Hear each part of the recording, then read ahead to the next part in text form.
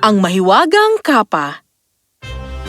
Noong unang panahon, sa kaharian ng Ezadolor, ipinanganak ng reyna ang isang napakagandang prinsipe. Ang buong kaharian ay nagdiwang. At noon, dumating ang araw ng pagbibinyag sa batang prinsipe. Napakasaya ng mga pagdiriwang dito. At isang bisitang hindi inaasahan ang gumulat sa lahat. Isang matandang babae, si Igael, ay bigla na lang nagpakita at habang siya ay nakatingkayad, hinalikan niya ang sanggol na prinsipe ng 3 beses. Binasbasa ni Igael ang prinsipe at sinabi sa hari na siya ay pangalanang Dolor. Tapos dito, nakita niya ang isang marka sa binti ng prinsipe at sinabi sa hari na ito ay marka ng isang sumpa sa pamilya nila. Ang hari at ang reyna ay parehong kinabahan dito. Oh, mahal ko! Paano kung tama si Igael at may sumpa ang anak natin? Paano kung may problema ang kanyang mga binti? Kung may katotohanan sa sinabi niya, ang anak natin ay magkakaroon ng iba pang magagandang abilidad na magtatanggal ng kanyang mga kakulangan. Ito ang tunay na natural na batas ng kalikasan. Sa pagpatuloy na paglaki ng prinsipe, ang prediksyon ni Igael sa sumpa at ang inakala ng hari ay naging isang katotohanan. Si Prinsipe Dolor ay gumapang, gumulong at lumukso kaysa maglakad. Napakasakit para sa hari at reyna na makita ang paghihirap ng kanilang pinakamamahal na anak. Ang masamang tiyuhin ni Dolor ay matagal nang nakatuon sa trono para maging hari. Kaya pagkatapos pumanaw ng hari at reyna, ang masamang tiyuhin niya ay nagkaroon ng di magandang plano. Nagpasya siyang lukuhin si Prinsipe Dolor para manakaw niya ang palasyo. Dolor, ang isang hari ay kailangang palaging malakas para harapin ang kahit anong pag-atake ng mga mananakop at protektahan ang kaharian mula sa masama. Sa tingin mo ba ay magagampanan mo ang mga bagay na ito? Sa tingin mo ba ikaw ay magiging kasing giting at kasing tapang ng iyong ama? Ang mga sinabi niya ay tumagos sa isipan ng prinsipe. Pinaulit-ulit sabihin nito ng kanyang masamang tiyuhin at hindi nagtagal ay nakumbinsi ng batang prinsipe ang kanyang sarili na mayroon ngang kulang sa kanyang mga katangian, na mayroon ang kanyang ama ngunit wala sa kanya. Naintindihan ko ang pag-alala mo, Tiyo. Anong tingin mo ang kailangan kong gawin? May isang magandang nayon na malayo dito. Pwede kang tumira doon hanggang lumaki ka at maging isang makisig na binata. Ang lahat ng pangangailangan mo ay bibigay pa rin sa'yo. May nakatakda kang tagapangalaga sa lahat ng panahon. Kung sabi mo mahal kong tiyuhin, lalayo muna ako sa palasyo. Pero, paano naman ang kaharian natin? Wala ka namang dapat na ipag-alala. Ako at ang iyong mga kamag-anak ay aalagaan ng maayos ang ating kaharian, katulad ng iyong ama. Kaya si Prinsipe Dolor at ang kanyang tagapagsilbi ay naglakbay upang tumira sa isang malayong nayon, at ito ay lagpas pa sa mga kabundukan. Ang prinsipe ay binigyan ng mga libro at iba pang mga laruan, ngunit hindi pa rin nagbago ang kanyang pangungulila dahil wala naman siyang ibang pwedeng kalaro o pagbuksan ng nararamdaman niya. Sa mga mamamayan ng Ezadolor, ang prinsipe ay pinatira sa ibang lugar upang maalagaan at lumaki siya ng mas malakas. At isang araw ay babalik ang ating prinsipe upang mamuno sa ating kaharian. Oo.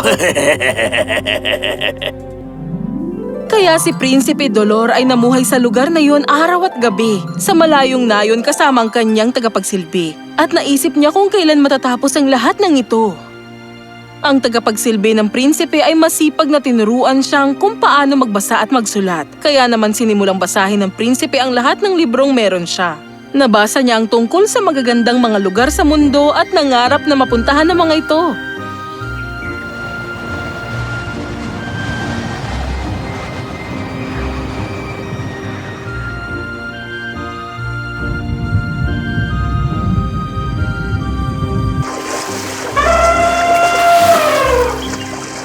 Ay, sana ay marating ko ang mga lugar na ito balang araw at makita sila gamit ang sarili kong mga mata.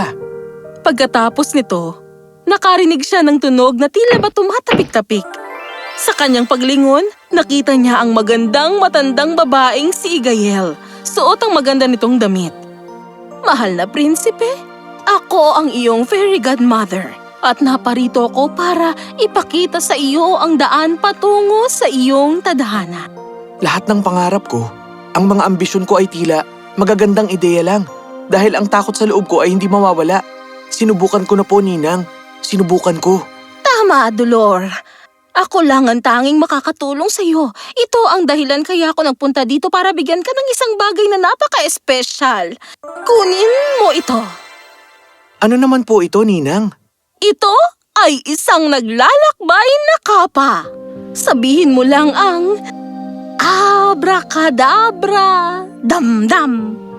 At dadalhin ka nito kahit saang lugar mo man gustong pumunta sa buong mundo. Tandaan mo lang, abracadabra. Ito ang magbabalik sa iyo.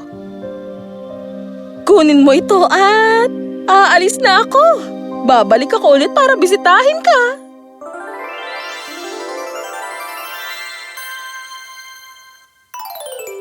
Nagulat ang prinsipe nang makitang maging bola ang kapa niya. Kinuha niya ito at nilagay sa aparador ng kanyang mga laruan.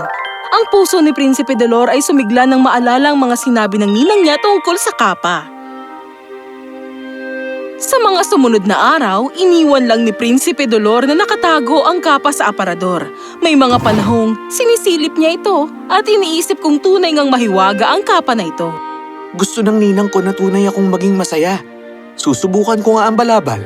Tandaan mo ang mga sinabi ko, Prinsipe. Talunin mo ang iyong mga takot at ikaw ay papalarin at magtatagumpay bilang isang malakas na pinuno. Hindi ka man makakalakad, makakatakbo o makakapaglaro pero magkakaroon ka ng kapangyarihang lumipad. Gamitin mo ang kapa. Kaya nang magpa siyang prinsipe na subukan ng kapa, voila! Dahan-dahan itong nagbukas ng kusa at nilatag ang sarili na parabang carpet. Pinanood ito ng prinsipe. Ang mata niya ay nagniningning sa pagkamangha at pagkatapos nito siya ay sumakay na. Ano nga ulit ang sasabihin mo para makalipad ka? Ayun! Abracadabra dam-dam! Pagkatapos sabihin ng prinsipe ang mga katagang ito, biglang umangat ang kapa. Marahan, pataas ng pataas at lumabas ito sa bintana patungo sa madilim na kalangitan at ang mundo sa ilalim niya habang lumilipad siya. Gabi na nang magpa siyang subukan ng prinsipe ang kanyang balabal sa unang pagkakataon.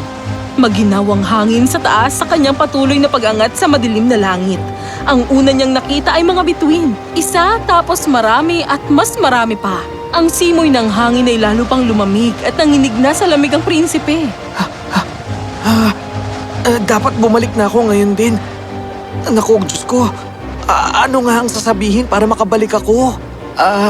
Abracadabra, turn. Hindi siya sigurado.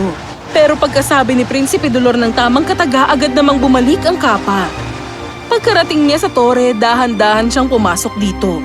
Suot niya ang kapa nang bumukas ang pinto. Hapunan na po, Prinsipe.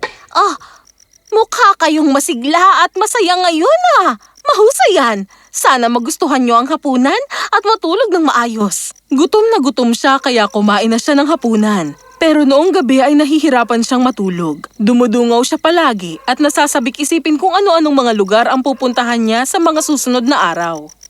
At kaya kinabukasan, ginawa ni Prinsipe Dolor ang kanyang karaniwang mga leksyon ng masaya. At nang mag-isa na lang siya, inilabas niya ulit ang kapa at sinuot ito. Abracadabra dam-dam. At lumipad nga ang kapa sa kanyang utos sa ibabaw ng magagandang mga burol ng Highland. Sana ay meron akong mahiwagang salamin para makita ko ang magagandang mga lugar at bagay na ito ng malapitan. Pagkatapos sabihin ang kanyang hiling, may mahiwagang salamin na biglang nakasuot sa mga mata niya. At nakita niya ang lahat ng bagay ng sobrang lapit na para bang mahahawakan niya ang mga ito. Sa tulong ng mahiwagang salamin, nakita ni Prinsipe Dolor ang bawat hibla ng mga damo, lahat ng maliliit na buto at bulaklak. At dito, nakakita din siya ng isang grupo ng mga ibon na lumilipad. Nagsimula siyang lumapit at makipagkarera sa mga ito. Woo! Huhu! Yippee! Napakasaya talaga nito! Ramdamang natagpuan niya ang bagong kalayaan at kasiyahan, dahan-dahang nakaramdam ang prinsipe ng pagkaginaw. Sana ay meron akong kumot para hindi ako ginawin. isang kumot ang bigla na lang lumitaw at hindi na siya nilamig. At bigla niyang naisip na gutom na rin pala siya. Gutom na pala ako. Sana ay may pagkain akong makakain. At katulad ng salamin at ng kumot, lahat ng paborito ng prinsipeng mga pagkain ay bigla na lang lumitaw sa harap niya para kainin. Pagkatapos kainin ng masasarap na pagkain, nakatulog ng unti-unti si Prinsipe Dolor sakay ng kapa. Nagising ang prinsipe nang maramdaman niya ang tubig sa kanyang mga kamay. Nang magising, lumipad ulit ang prinsipe. Siya ngayon ay napunta naman sa kanayunan na nababalot ng magagandang mga ilog, hayop, puno at mayroon pang isang magandang talon. Ang ganda sigurong mapakinggan pa ang mga bagay ng mas malinaw. Sa sandaling iyon, pinadalhan siya ng ninang niya ng mga pilak na tenga na bumabalot sa mga tenga niya. Kaya mas malinaw ang pagkakarinig niya sa lahat ng bagay. Ang lumilipad niyang kapa ay ibinaba siya at inilapit para makita ang isang magandang dalaga. Si Lilby. Tumatakbo sa bukid at hinahabol ng isang lobo. Nabahala ang prinsipe sa nakita niya. Malapit na siyang mahabol ng lobo. Kailangan na may magawa ako para tulungan siya. At para doon, kailangan kong bumaba mula dito. Walang pagdadalawang isip, bumaba si Prinsipe Dolor at nagsimulang tumakbo. Sa una ay dahan-dahan lang siya at pabilis ng pabilis gamit ang kanyang mga binti. Nang malapit na siya sa lobo, nawala ng parang bula ang lobong hinahabol niya. Ninang, totoo ba ito? Nakatayo ako gamit ang mga paa ko?